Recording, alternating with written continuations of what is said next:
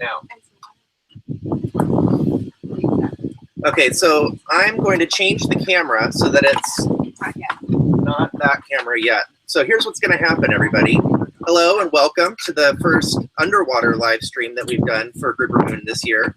I'm Todd, and next to me is Dr. Bryce Simmons, and we are going to take you on an underwater dive on Bloody Bay Wall, which is a famous dive site here on Little Cayman. Dr. Christy Pattengill Simmons will be leading us on the dive, and Dr. Bryce Simmons will be talking you through it up here topside. And if your teachers have, or if you have questions, just let your teacher know. And they, oh, I see you. I see Cayman Prep. Hey guys. Wait. Okay, I'm gonna mute your guys' mic for right now. All right, perfect. Okay, we're all on. So what we're gonna do is Dr. Christy Pattengill Simmons is gonna get in the water, and we have an underwater camera that's gonna go with her. And we're gonna go down and we're gonna take a look at all the things, all the indicators of a healthy reef, and we're gonna look at a lot of the marine life that you guys have talked about a little bit beforehand, and see the different levels of the food web, and all the beautiful things that are down there on Bloody Bay Wall. Are we ready for the camera? Someone have it in hand? All right, I'm going to go to the underwater camera. Okay,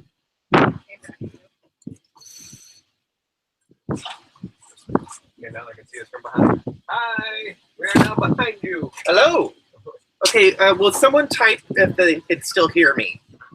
And one of the teachers could type in the little chat box. Thank you, Krista. Perfect. All right, so there's Hal. There is Paul. Paul works with the Department of the Environment, and Hal works with Reef as a researcher and scientist, and overall takes care of everything that's broken kind of guy. And they are getting ready to go under the water. There's that's Christy Pattengill Simmons. She's going to be leading the dive. Lynn, put the camera on yourself. There you go. And there's Lynn. Lynn is a graduate student at Scripps, who is a scientist and researcher on this project, and also overall awesome person. And Hal is actually going to be down there tending the line, because there's a huge long. Will you pan on the line so they can see what's going down the coaxial cable there? So that's the cable. If you can see that black cable, we have 300 feet of it, and that's going to go down. But we have to make sure that none of it touches the reef, because that would be bad. We don't want to harm the reef in any way. So you can see we've got plenty of line there that's going to take us down. All right, let's go back over to our divers, and it looks like we're going to go down now. And I'm going to pass the mic over to Dr. Bryce Simmons, who's going to tell you all about everything that you see. And again, as I said, if you have questions, let us know, and we will we'll answer them. You can let us know in the chat, and then we can unmute you at one point. We'll let you know when. We'll unmute you, and you can have a kid actually ask the question themselves. So let me hand this over to Bryce.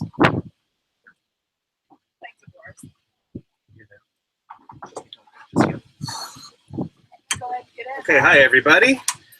It's good to talk to you again.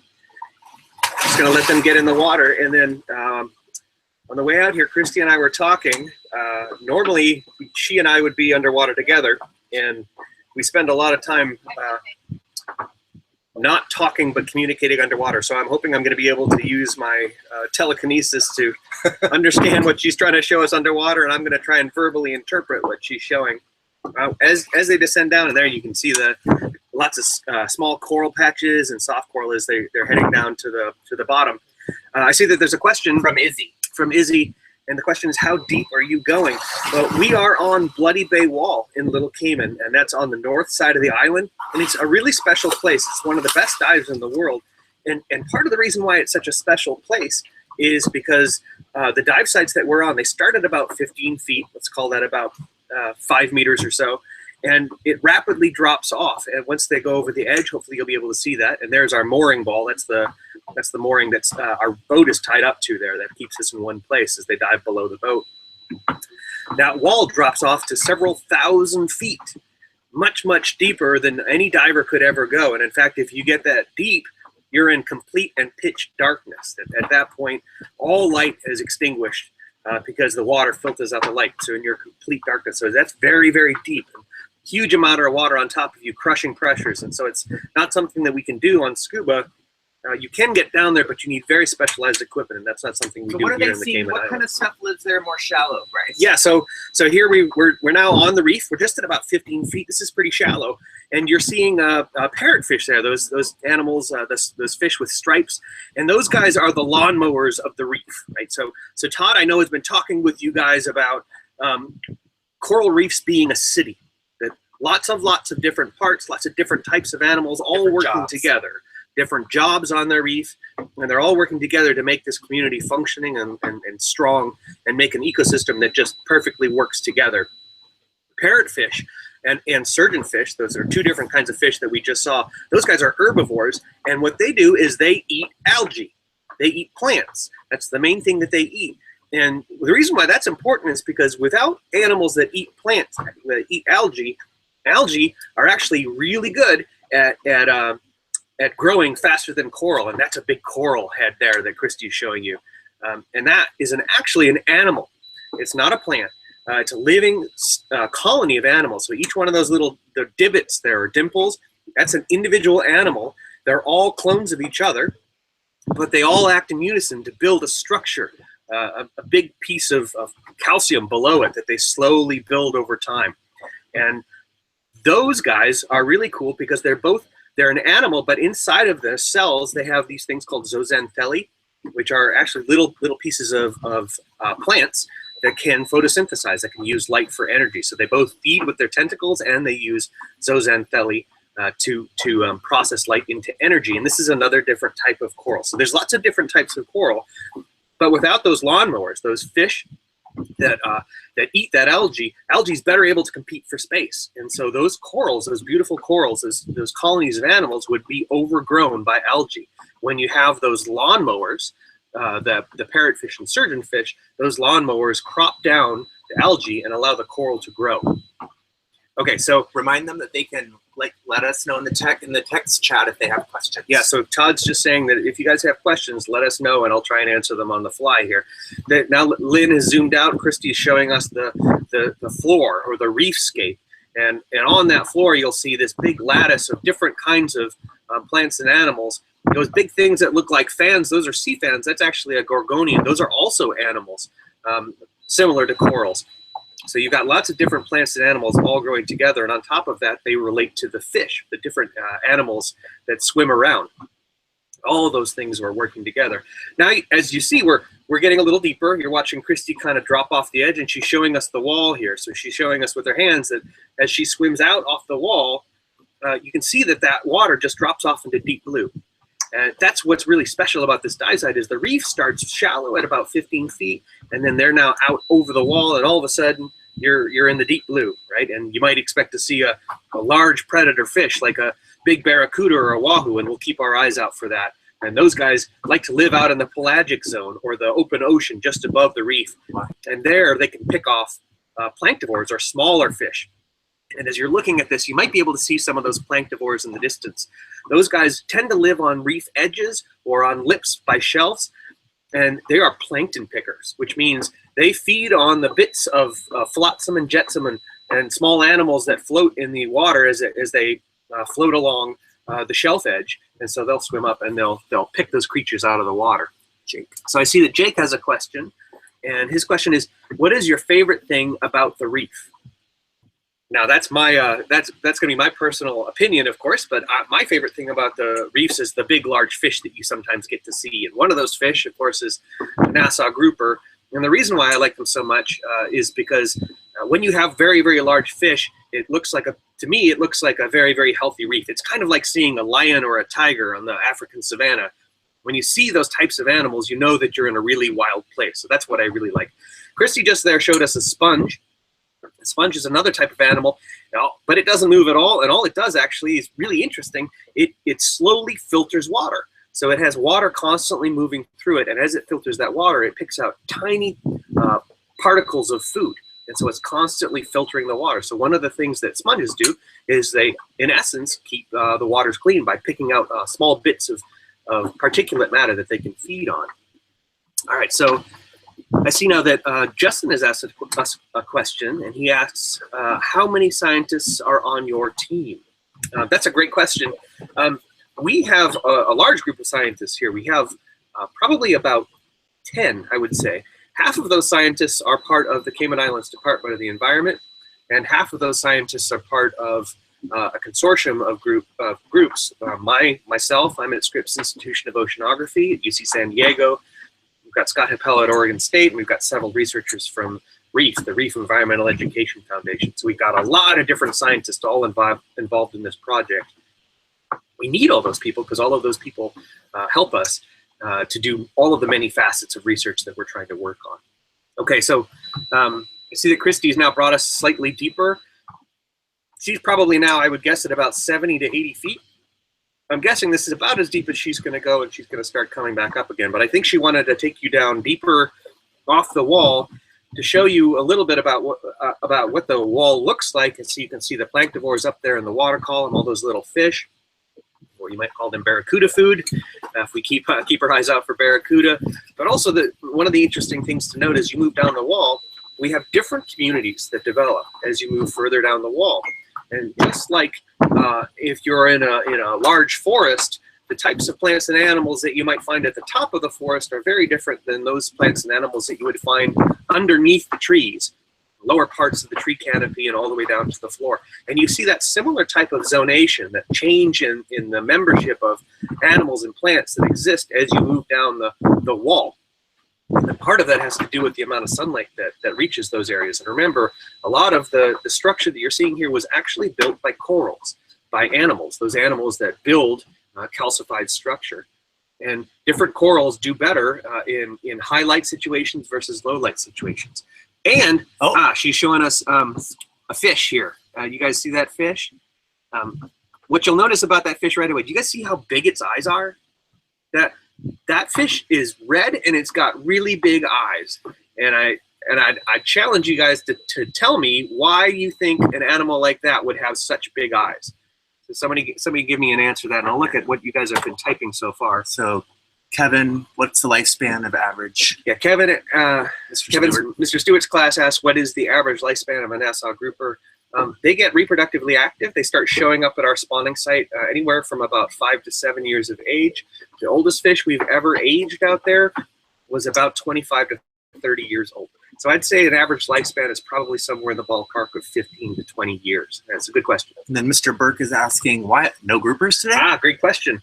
Yeah, there are no groupers here right now. And the reason why is because we're not diving at the spawning site. We are diving at Bloody Bay Wall, which is not a spawning site for Nassau grouper. We wanted to show you a little bit of the reef, and maybe we were hoping that we might be able to see some migrating Nassau grouper because it's towards the tail end of when they're spawning. But the fact that we're not seeing any Nassau grouper on this home reef right now suggests that most of the spawning fish are still out at the spawning site, and that's why we're not seeing them here. Have you encountered any sharks, Mr. Rogers? Okay, Mr. Rogers' class asks, have we encountered any sharks out there on the reef? We'll keep an eye out as we see Christy continue on her dive, and it's possible she'll see one.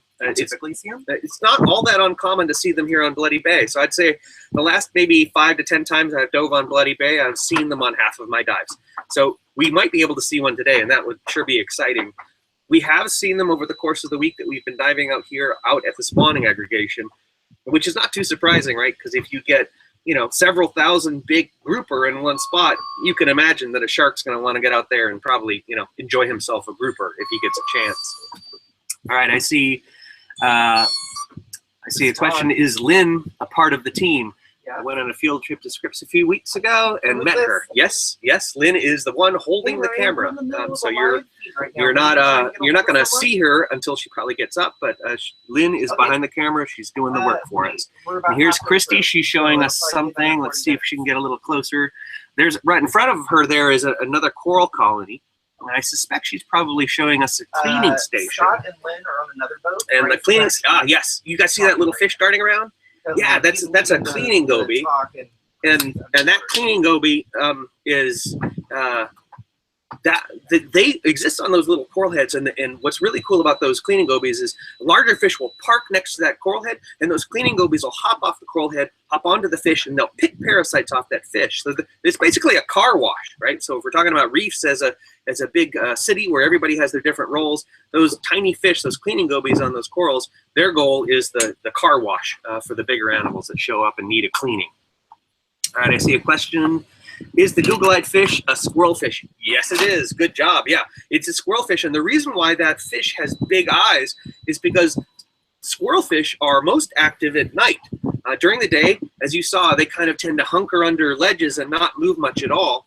But they come out at night. And when there's not a lot of light, it really is beneficial to have big, big eyes so you can capture as much of whatever light exists as possible. And so those squirrel fish are red and they have big eyes. And they're out hunting at night. During the day, you only find them under ledges, except for very rarely. The reason why they're red is because underwater, the late wavelength of light, the red wavelength of light, filters out most quickly. It penetrates the water the least, and that's why the ocean is blue. So if you're a red fish, and if you're at depth at all, well, you don't look like anything because red light doesn't get down there. It's kind I think we have a question. neat thing. All right, so Todd's saying we've got another question here. There's another squirrelfish there. We're looking at him again. That's what's called a long spine squirrelfish. And I will also point out that, boy, these are a tasty treat for a grouper. Grouper love to eat those squirrelfish. And right next to him there is a Creole fish. A brown chromis, and those are plankton. You can ask your question if you unmute your mic, Miles. So Miles is going to ask us a question if he unmutes his. There we go. How do the fish determine where the spawning zone? Okay. Great question. The question is, how do the fish determine where the spawning areas are? You know, it's a really great question. It's such a great question that we don't yet know the answer to. This is something that we as scientists have been working on for well over a decade, trying to understand why it is that these particular locations where they show up and spawn, why is it that they go to these spots? What's special about these locations? And it may be that this just it's a good place for a fish to find. It's easy, it's a landmark location. Or it may be that it's a really good place for getting the grouper eggs that they release to where they need to be in order to turn into grouper adults. And so part of the research that we do here is actually using advanced equipment to track the eggs that are released at the spawning sites, so we can see whether or not the hypothesis that fish are using these sites because they're good at getting grouper eggs to where they need to be, that's a hypothesis that we can test using really cool advanced equipment like underwater microscopes and things like that. Okay. How many eggs do female groupers have? That's a question by Megan. It's a great question. It depends on the size of the grouper, but roughly speaking, a very, very large female Nassau grouper might have as many as 1 million eggs, maybe a little bit more than that. And so when you've got so many large grouper out there, you've got hundreds, really billions of eggs being released, a huge number of eggs during that spawning window. And that's a good thing because when they spawn, that's the only time during the year when they reproduce. So it's good that they make as many eggs as possible and release them at that point in time because that's it, that's the big show. And after that, they don't reproduce again until the following year. Okay, so I'm looking at Christy now as looks like she's slowly coming up the reef, and I see, there's a really cool set of coral heads there. And there's a sea fan on top of that. That's that kind of thing that looks like a big flappy leaf. That's a sea fan, and that's a kind of soft coral. And I also see some larger. Oh, guess what, you guys? Look what they found. You guys see that? That's our friend, the Nassau grouper. Looks like at least one of those fish that was out there spawning has decided it was time to come home, and we found a Nassau grouper. And see how it's sitting really still, and it's got its mouth open. Okay, and in front of it, you see that little yellow fish that's moving around. Why would it be that that little yellow fish is able to move around that big predator and not get disturbed at all? Well, the reason why is because that's a juvenile hogfish. It acts as a cleaning fish, just like the cleaning goby we talked about before. Those juvenile hogfish set up shop. They advertise as a car wash for larger fish. The larger fish like that, this big Nassau grouper pulls up, opens its mouth, opens its gills, and that fish right now is inside the grouper's mouth. went through its gills, and right now we can't see it because it's just shoved itself inside of the grouper to start picking parasites off of its gill. So it's getting a really deep clean there. It's probably going to have to pay a lot for that car wash. So that's really cool. That's a big fish there. I'd say that that's probably maybe a 10 to 12-year-old Nassau grouper. And you can see they're not all that disturbed about divers, and that's one of the really great things about Nassau grouper. As there are the lions and tigers of the reef, but you can get close to them, so you can have a really neat experience with them and get to see what they're doing on the reefs. In this case, get close to them as they get their car wash going on. Okay, I see a question here. How big do you think that grouper is? I would guess that grouper is about 2 feet long and maybe, let's call it 10 kilos, 20 pounds, about a 20-pound fish. They get much bigger than that. Largest Nassau grouper might get to more like 80 pounds. Some of them get really quite large, although that's not all that common. So that's a pretty big grouper. The teenagers, the ones that we see out there that have been showing up a lot this year, those are maybe even half the size of that fish right there. We're going to go to Mr. Stewart's class. Okay, Mr. Stewart's class is going to ask us some questions. Unmute your mic. And there you go. Go ahead. I'm ready for you. Go ahead. Ask us. The Nassau grouper that are spawning, are they from the Cayman waters? Okay, that's a great question. The question is whether or not the Nassau grouper that are out there spawning are from the Cayman waters or from somewhere else. Yes, they are from the Cayman waters, and in fact, they are not from anywhere else at all. And that's true on all 3 of the main Cayman Islands. So just this year, we've seen several thousand Nassau grouper out here on Little Cayman on the west end. That class is from racks. Okay, yeah. And so those fish are only from the island of Little Cayman and nowhere else. And we know this because we've done over 10 years worth of oh, there's a barracuda. You guys see it? You see the barracuda in the background? It's swimming away fast. It's probably going for the plankton pickers, right? The planktivores. It's looking for a meal. Okay, but we also know we had a dive team over on Brack this year, and we did several dives over there and did some research over there as well. And guess what? We saw well over 1,000 fish over on the east end of Brack as well. That's really great news because it means that at a minimum, we have a large spawning aggregation over on Brack. And it seems to suggest that the population is recovering over on Brack as well. Super exciting. But those fish that are on Brack are also only from the island of Cayman Brack and nowhere else. Jacks. Okay, now she's showing us a couple of barjacks up there. If you guys can see those just briefly. Barjacks are also predators. They're fast movers. You see they've got that sleek silvery body and that sharp forked tail, just like a barracuda. In fact, their tail is even more forked, and that's the body form for a fast-moving predator. So those barjacks are also probably looking for a chromis meal or a planktivore meal. Do octopi live there? Okay, I see a question, and the question is: Do octopus live on Bloody Bay Wall or anywhere in the Cayman Islands? And yeah, they sure do. We see them all the time. You know what's interesting about octopus is we see them maybe every couple of dives, but almost assuredly they're on every dive, lots of them. But they're so good at camouflage. They're so good at making themselves look just like a rock. Yet it's really easy to swim right over them and say, I don't see anything special here, and you move on. Meanwhile, you swam right over an octopus and you didn't even realize it because they make themselves look just like a rock. And they do that by changing the shape of their body, but they can also change these cells on their skin called chromatophores. And those cells on their skin allow them to change the color and dappledness of their skin to make themselves look just like their surroundings. Ask if Cayman Prep is ready to ask their question. Cayman Prep, are you ready to ask your question? It sure looks like it. Why don't you unmute your mic? And if you go ahead and unmute your mic, you can ask us our question. Go ahead. Their mic is still muted. You still need to unmute your mic.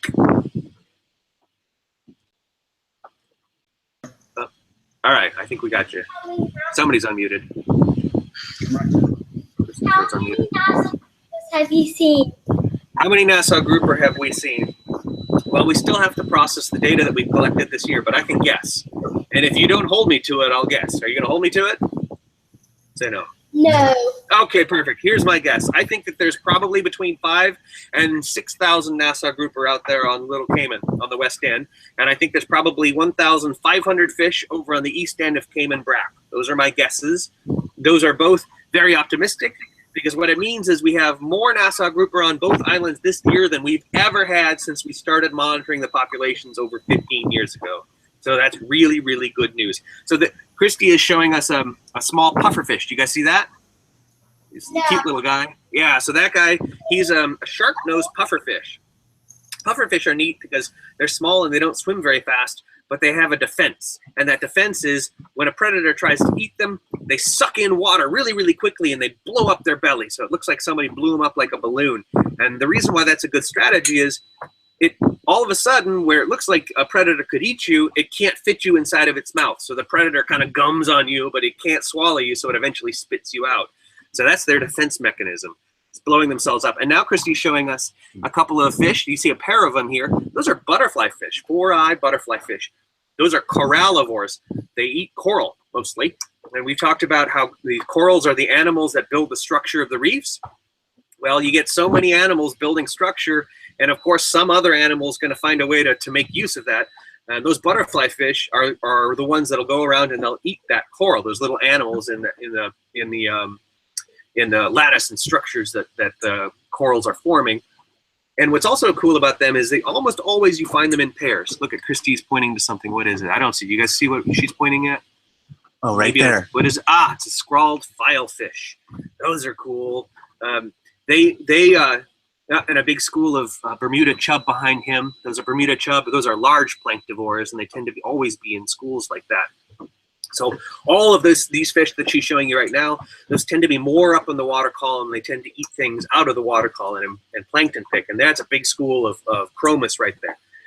So you see a lot of biomass, lots of different kinds of fish right there. That's right at the shelf edge.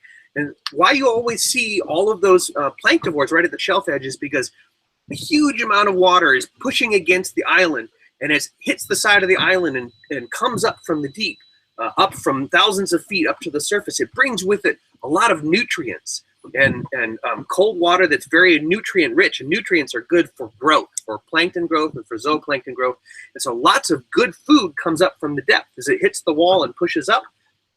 And the planktivores, they sit right at the top of the wall and they wait for all that good food to come up and they make use of it. And that's why you see so many different kinds of Mr. species. Rogers wants to know, what is plankton? Is plankton a fish or a squid?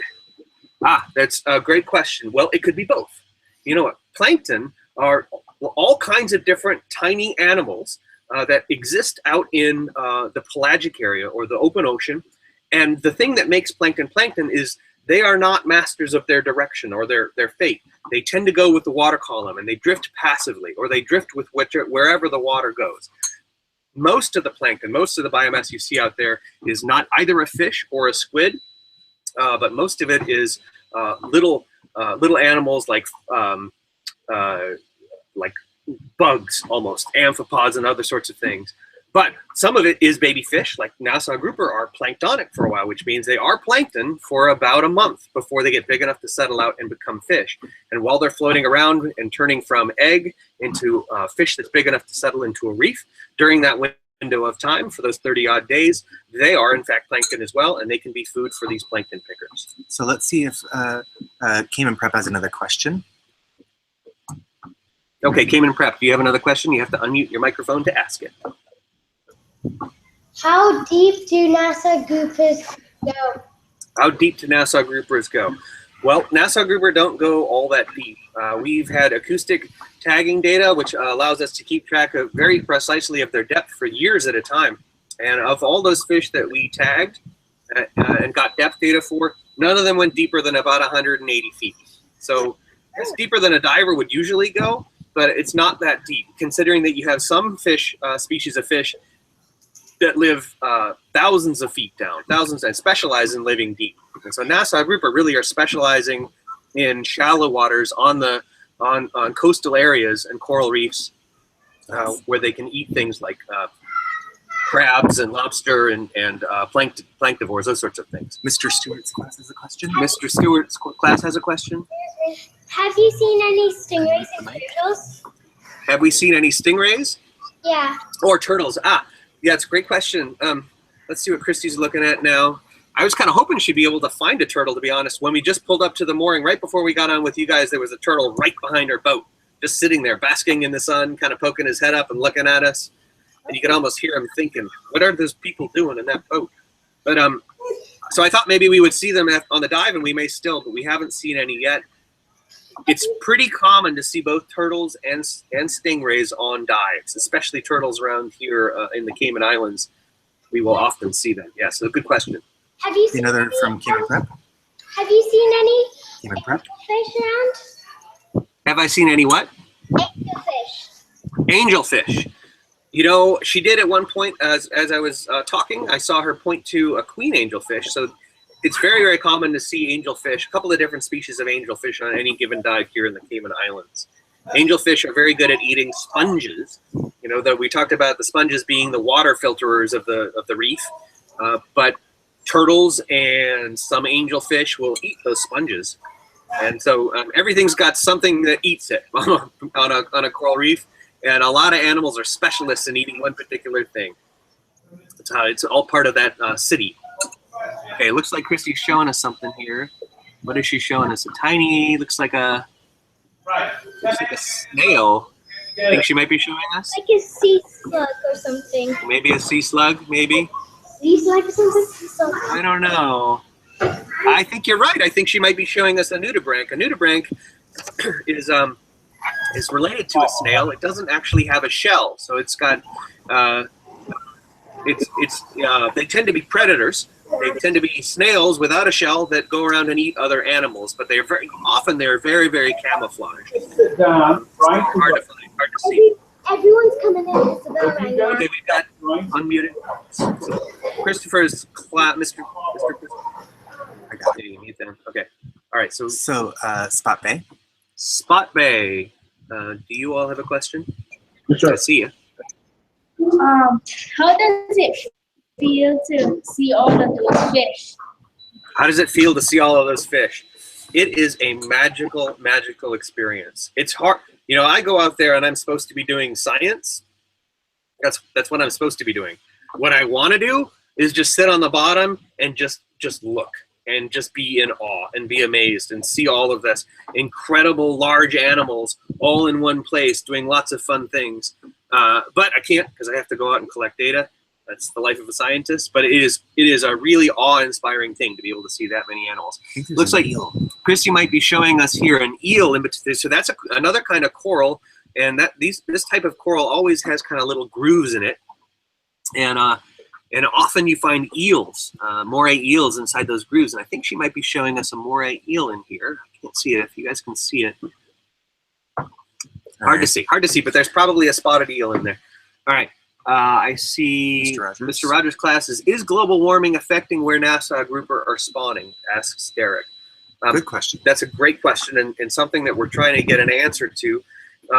We think that probably the changes in ocean temperature, specifically oceans warming over the next several decades, is going to have a pretty big impact on Nassau grouper distributions, where you find them. And the reason we think that is because we've been doing work here to look at how water temperature affects the growth and survival of eggs. And it turns out that warmer water than what we have right now is very detrimental, is very bad for growth and survival of eggs and larvae, even a degree or two. And in the next century or so, the water temperatures in the Caribbean are projected to go up about 2 degrees. And in 2 degrees, you get growth and survival and growth of eggs that changes from almost 100% to almost 0%. So that's not good news, right? So it's very worrying and something that we're trying to figure out. So it's a great question. Okay, I see. Cayman Prep, do you have a question? Cayman Prep, do you have a question? And if you do, you're going to have to unmute. Say hi. All right, Hi, I have a question. please go. If you had unlimited funds, what would you do differently in your research? Oh man, are you offering? Do you have unlimited funds? Yeah, if I had unlimited funds, boy. Woo. Well, a couple of things. First of all, I would buy a very, very large research vessel that I could live on all the time, and so I could stay down here for long, long periods of time rather than only being able to spend a few weeks down here. And having that large research vessel would allow me to, and our research team, to spend more time with the eggs and spawn and try and figure out where that eggs and spawn go. That's one of the most interesting questions to me, is all of those eggs are releasing those billions of eggs. Where do they go? And how come it is that some years we get lots of recruitment of eggs and other years, or showing up of new baby grouper, and other years we don't? And so having a bigger team and a bigger research vessel would allow us to do that. So that's probably what I would do with lots and lots of money. So I saw that Christy was just showing us a conch. A conch, as you probably most of you know, but in case you don't, a conch is a large snail that lives exclusively underwater, and they are actually quite tasty. And because of that, they've been fished very, very heavily throughout most of the Caribbean basin. In some places, the conch populations have crashed completely. Cayman Islands has a very active conch management program with no take areas, and is doing a pretty good job of managing the stock of conch. Okay, so Mr. Stewart's class. Mr. Stewart's class, you guys have a question? Go ahead. How do NASA groupers? Sorry, how do NASA grouper what? How do NASA groupers spawn? How do the NASA groupers spawn? So they spawn, first of all, they leave their home reefs, where they're usually territorial, so they don't like other Nassau grouper near them. When they go out to one location where they all get together, and during that time of spawning, they don't fight each other. So they all get together in a small area, and they will spawn only over about 3 nights. And during those 3 nights, the females will release all of their eggs at once in a giant burst of clouds. And at the same time, the males will come up and fertilize those eggs. And at that point, those eggs become viable, or in about 24 hours after they get fertilized, those eggs will turn into tiny, tiny, tiny baby fish. And those baby fish will float around in the ocean for about 30 days before they settle out as juvenile or tiny baby Nassau grouper that'll show up on our in the mangroves and turtle grass beds that are in the back bays and back reefs of the Cayman Islands. Yeah, good question. Mr. Burke's class. Okay, Mr. Burke's class asks, how is the coral health there at the moment? And are you seeing much bleaching or disease? We haven't seen much in the way of bleaching or disease this year. And the Cayman Islands in general has one of the healthier coral reefs in all of the Caribbean basin. Now, it's true, just like in most of the Caribbean, that the reef coral cover, the cover of coral animals across the whole reefscape, has declined quite a bit over the last half century or so, over the last 50 years. That's happened in Cayman. That's happened almost everywhere throughout the Caribbean basin. But even still, the Cayman Islands Cayman Islands coral reefs have more coral cover, are generally a little bit more healthy than a lot of places throughout the Caribbean basin. That's really good news for us. Let's take a question from Spot Bay. Okay, we get a question from Spot Bay. We hear that the lionfish is dangerous. Is it a threat to the NASA population? You're kind of breaking up. Was the question about lionfish invasion? Yeah. Ask Yeah. your question again. We hear the lionfish is dangerous. Is it a threat to the NASA grouper population? Right. Is lionfish a threat to the Nassau grouper population? Yeah, that's a good question. That's a hard one to answer. And you know, one thing you could think about is asking the question of whether or not the grouper population is a threat to the lionfish population. That's what we hope, right? Wouldn't it be great? And there is at least a little bit of evidence that the grouper are actually starting to eat lionfish. And so if you're a lionfish, you might be thinking, well, I'm going to eat the baby grouper. But there's a bigger grouper out there thinking, well, I'm going to eat you as a lionfish. And so it is possible that lionfish are going to have an impact on grouper populations by eating them when they're young. But at some point, grouper gets so large that even the largest lionfish is no threat to it. And at the same time, we know that Nassau grouper, at least, have eaten lionfish. Yeah, so it's an interesting question for sure. So Cayman Prep. Okay, can we get a question from Cayman Prep? You'd have to unmute your microphone, Cayman Prep.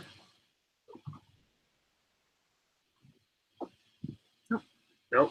All right, we're gonna move on. All right, we're gonna go back to the reef quickly, and then how Mr. Rogers' class asks, how did the Nassau grouper get its name?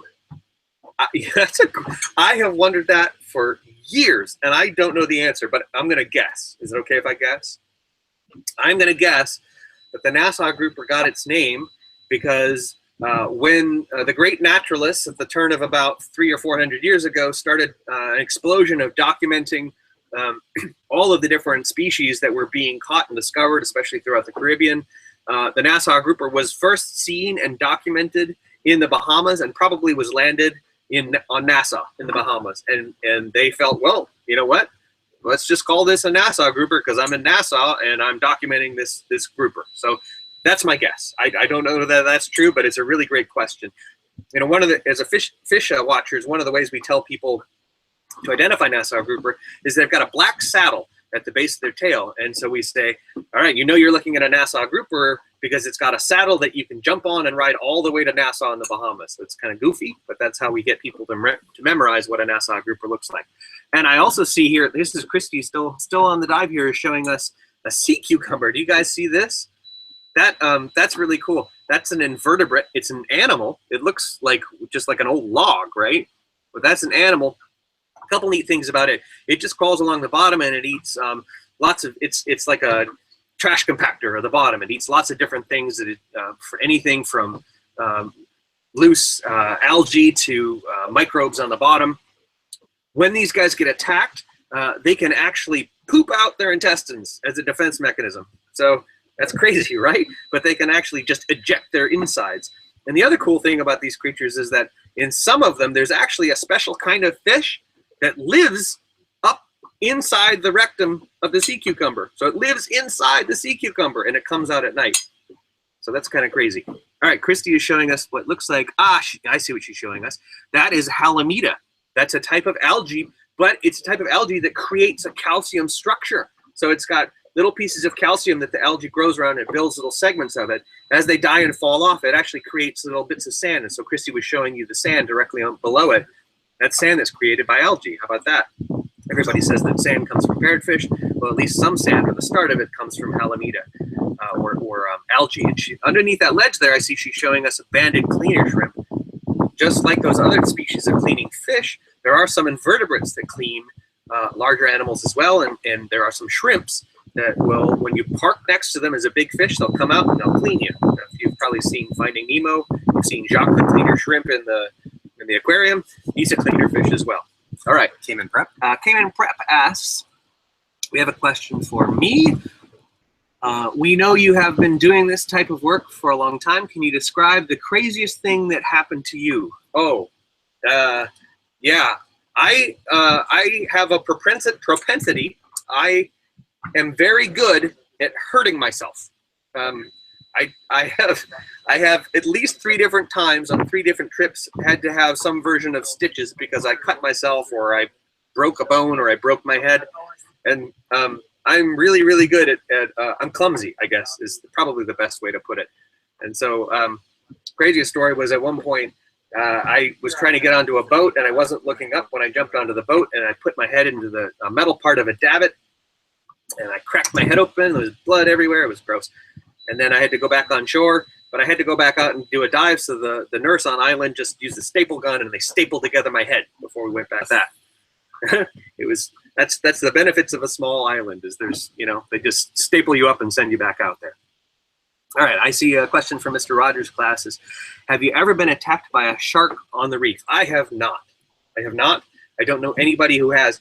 And, it's interesting. We talk about sharks and shark attacks because the media likes to play it up, right? You see a lot of stories on Shark Week, and everybody talks about the danger. You hear this scary music every time they show the video of sharks.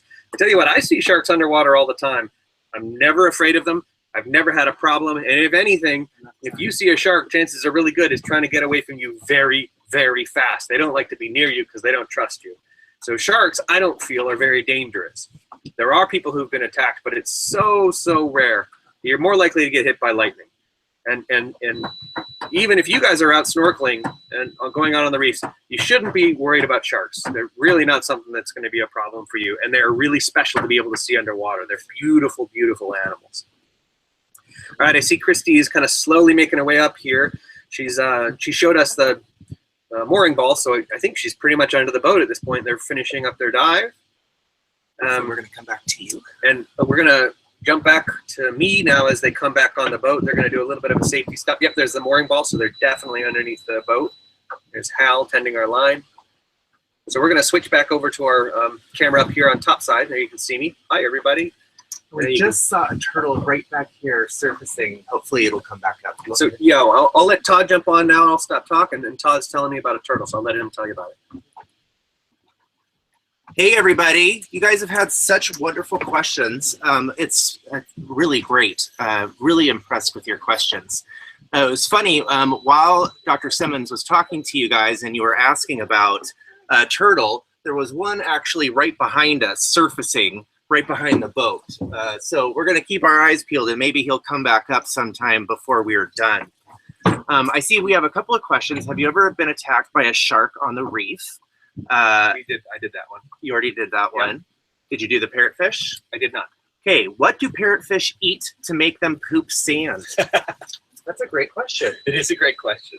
You want me to answer? Yeah. Okay. Great question. They do poop sand. You're right. But we talked about earlier how they're algae eaters, right? So how do those two things make sense? Well, two ways. One, we talked about Halimeda, which is an algae, and that algae also is calcareous, which means it makes a calcium structure. And so if they eat Halimeda, they'll eat it, crunch it all up, and they digest the algae, and what comes out the back end is the calcium structure of the algae.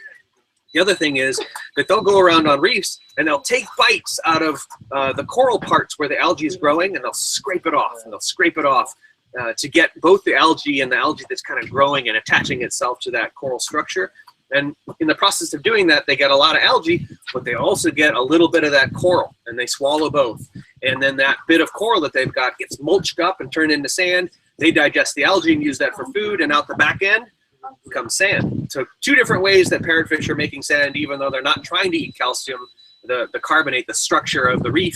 They're trying to eat the algae, but they get a little bit of the calcium to boot. Yeah, good question. And then can you answer about what kind of turtles? What kind of species of turtles are in the Cayman Islands region? Okay. The ones that we classically see here are either green or hawksbill turtles. Those are the two common ones. Rarely we'll see loggerhead turtles, and very, very rarely you might be able to see a loggerhead.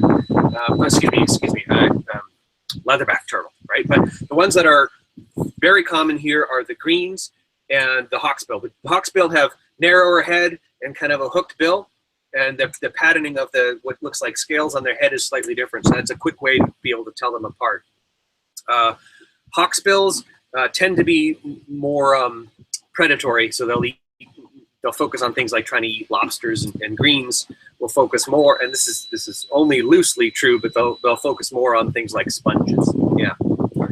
Okay. All right, you guys, those are some great questions. And I want to introduce you to Dr. Christy Patton-Gill-Simmons, who was down there diving. And I'm going to give you guys a chance to ask her some questions. And I see Spot Bay. I see some kids standing up there close to the camera, which I'm assuming means you have a question. I'm going to click on you in a second, but first I'm going to hand the microphone over to Dr. Patton-Gill-Simmons so that she can answer your question. You can talk right to the scientist herself. So hold on one second. You? Remind them to unmute their mic. Okay. You guys have your mic on? Hi, guys. Hope you liked that.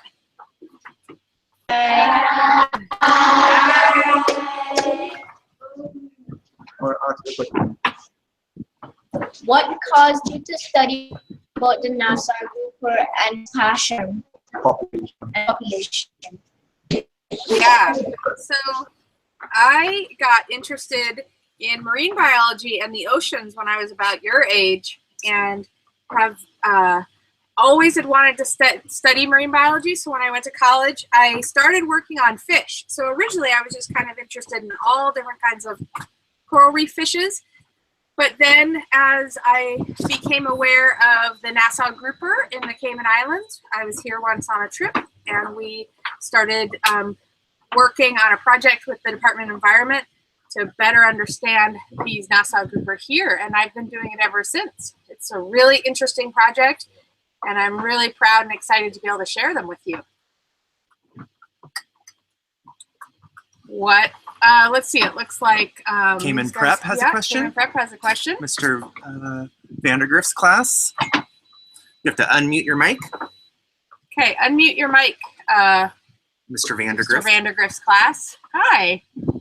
So hold on, I can't hear you yet. You got to unmute your mic. There you go. Okay. If I wanted to do what you were doing, what kind of education would I have to do? So I went and did a college degree in pretty much regular biology and ecology. And then I went to graduate school and started working specifically more on marine biology and got a lot of experience doing field work, field ecology, and being able to volunteer whenever I could and did internships when I could. And then you just start to find opportunities when you can. So it's biology and marine biology degrees that will get you here. Okay, Spot Bay has another question. All right. Thank you. Spot Bay, you have another question?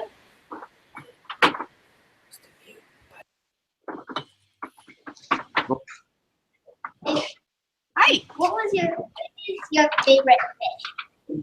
Wow. You know, let's see. Well, of course I love the Nassau grouper. I really loved seeing that big Nassau grouper down on my dive just now, getting cleaned. He was really pretty.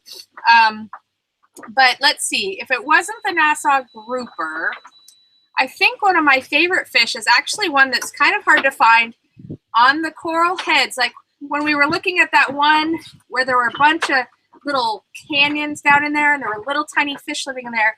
It's a fish called a red spotted hawkfish. And they're often down in those little crevices and they'll come up and prop themselves up on the coral head and look around, and they're predators. So they're looking and waiting for something to swim by a little too closely, and then they eat it. Mr. Rogers' class has a question. Okay, and Mr. Rogers has a question. He's asking, or they're asking, do barracudas eat baby groupers? That was Jemiah's question. Oh, Jemiah's question is that. And, you know, barracuda would probably eat something a little bigger than a baby grouper. Maybe a little barracuda would eat a baby grouper. Barracudas are usually going to go for something a little bigger. Baby grouper are only about that big. And the barracudas are generally going to go for something a little bit larger. Okay, Spot Bay again. Okay, Spot Bay, we'll come back to you guys. Do you have another question? After the spawning season, are you supposed? Is it okay if you collect more Nassau groupers? Can you repeat that question one more time? After this, After the spawning season, are you supposed to get Nassau grouper? Yeah, I think your question is, after the spawning season is over, is it okay to fish for Nassau grouper? Is that your question? Yes, all right. Yes, so the Nassau grouper are protected from fishing during their spawning season. May, is that correct? Spawning season protections through May. And then from June through October, I believe it is, you can fish for Nassau grouper all around the islands in in the Cayman Islands. But during their spawning season, they're from protected. June to October. Mr. Rogers. Okay. Did that answer your question, Spot Bay? All right. So we have another question from Mr. Rogers' classroom. Anika is asking, do puffer fish hold their breath to scare their enemies? That's a great question. So they do, they're not really holding their breath. What they're doing is they're inhaling a bunch of water to puff themselves up. And they're doing that not really to scare their enemies, but it's usually when something is going after them, trying to eat them, they'll puff up with water to try and make themselves so big that the fish can't eat them. Say goodbye to Spot Bay. Okay, Spot Bay is gonna leave us now. So thanks, you guys. Thank you so much, Mr. Stewart. Have a great day, you all. Awesome. Okay, I'm gonna hand you guys back to Todd, And we can answer a few more questions before we have to sign off. If you want. Oh yeah, let's see. We do have Mr. Vandergrift. Mr. Vandergrift's class is asking, how has the Reef Grouper Moon Project worked with local fishermen to partner together to preserve the grouper population? Do you want to answer that one? Come on, Dr. Simmons.